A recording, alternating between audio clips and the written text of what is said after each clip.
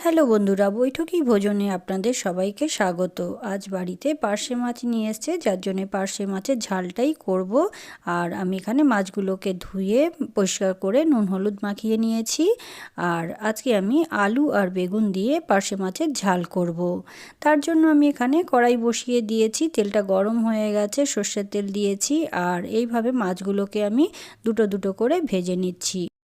প্রথমে আমি দুটো মাছ দিয়েছি, আর এইভাবে এই মাছগুলো আমার ভাজা হয়ে গেছে দুটো। আমি আরও দুটো মাছকে এরপর ভেজে নিচ্ছি। পার্শে মাছের ঝাল এই সময় খুবই ভালো লাগে। শীতকালে পার্শে মাছ বাজারে বেশ ভালো রকমই পাওয়া যায়। আর আমি এখানে পেঁয়াজ কেটে নিচ্ছি, আর কাঁচা লঙ্কাও নিয়ে নিলাম, টমেটো, সবগুলোকে আমি কেটে রেডি করে নিচ্ছি। আর এখানে আমি পেঁয়াজ দিয়ে দিয়েছি কড়াইতে। প্রথমে আমি কালি জিরে দিয়ে পেঁয়াজটা দিয়ে দিয়েছিলাম, তারপরে আলুগুলোকে এইভাবে করে কেটে আমি এর মধ্যে প্রথমে আলুগুলোকে ভেজে নেব। বেগুনটাকে আমি পরে এখানে অ্যাড করব। যেহেতু বেগুনটা দিলে খুব তাড়াতাড়ি সেদ্ধ হয়ে যাবে, তাই বেগুনটাকে আমি পরে দেব। প্রথমে আলু, পেঁয়াজ, কাঁচা লঙ্কাকে খুব ভালো করে ভেজে নিয়েছি, আর ওতে একটু আমি 1 চামচ আদাও দিয়ে দিয়েছি। দিয়ে খুব ভালো করে সবগুলোকে ভেজে নেব। কিছুক্ষণ এইভাবে লাল করে ভাজা হওয়ার পর তারপর আমরা এর মধ্যে নুন দিয়ে দেব।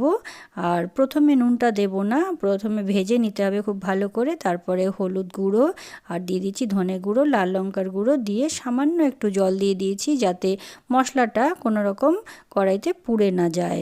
এর জন্য এখানে জলটা দিয়ে একটু খুব ভালো করে কষিয়ে নিতে হবে। তারপর এখানে আমি টমেটোকে 4 ফালি করে এর মধ্যে আমি দিয়ে দিয়েছি, একটা গোটা টমেটোকে।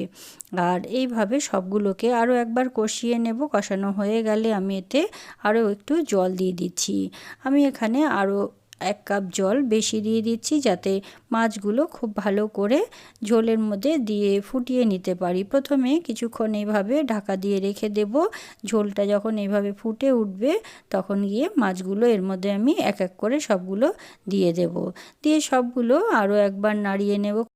এরপর আরও 5 থেকে 7 মিনিট আমরা ঢাকা দিয়ে রেখে দেব, যাতে মাছটা খুব ভালো করে মশলার সাথে মিশে যায়।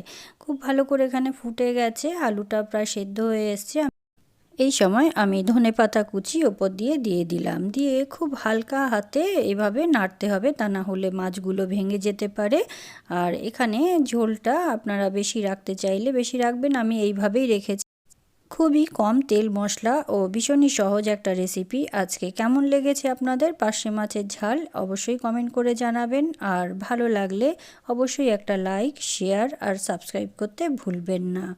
ধন্যবাদ।